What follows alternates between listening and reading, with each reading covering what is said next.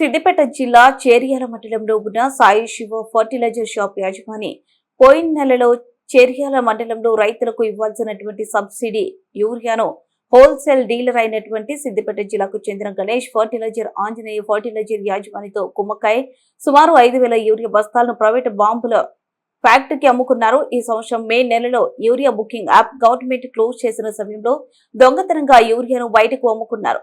June నెలలో అది గుర్తించిన సిద్దిపేట వ్యవసాయ శాఖ అధికారులు సాయి శివ ఫర్టిలైజర్ యాజమానిపై క్రిమినల్ కేసు పెట్టి జైలుకు పంపించడం జరిగింది. సాయి శివ ఫర్టిలైజర్ యాజమాని మరియు హోల్సేల్ డీలర్స్ అయినటువంటి గణేష్ ఫర్టిలైజర్ యాజమాని ఆంజనేయ ఫర్టిలైజర్ షాప్ లైసెన్సులు రద్దు చేయడం జరిగింది. ఎంక్వైరీ రిపోర్ట్లో మనకి ఏం తెలిసిందంటే కనుక అతను ఈ పాస్ మిషన్ ద్వారా హోల్సేల్ డీలర్ నుంచి యూరియా తీసుకుని వాటిని కన్ఫర్మేషన్ చేయకుండా అక్రమంగా ఇతనే రైతుల పేర్లు ఇతనే ఆధారంగా తీసుకొని ఇతనే సేల్స్ చేసినట్టుగా చూపించి అక్రమాలకు పాల్పడినట్టు తెలిసింది.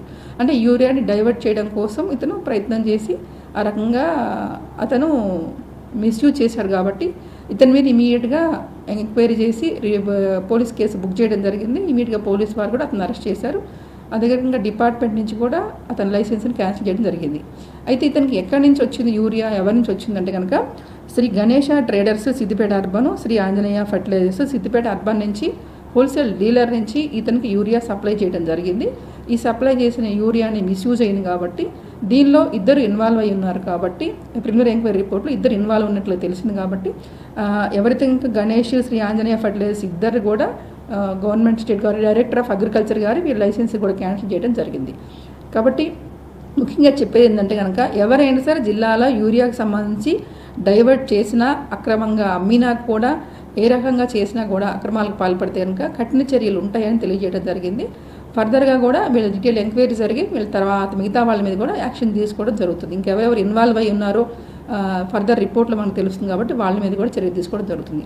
అంతే రకంగా ఇలాంటి అక్రమాలకు పాల్పడుతుంటే కనుక concern agriculture officer Cheriyal P Bhogeshwara Swamy ఎవరైతే ఉన్నారో అతను ఇంత అక్రమాలు జరుగుతూ ఉన్నప్పుడు యూరియా డైవర్ట్ అవుతున్నప్పుడు ఇతను fail to monitor the supervision of the sales of the concerned dealer కాబట్టి ఇమీడియట్గా ఇతను కూడా సస్పెండ్ చేయడం జరిగింది.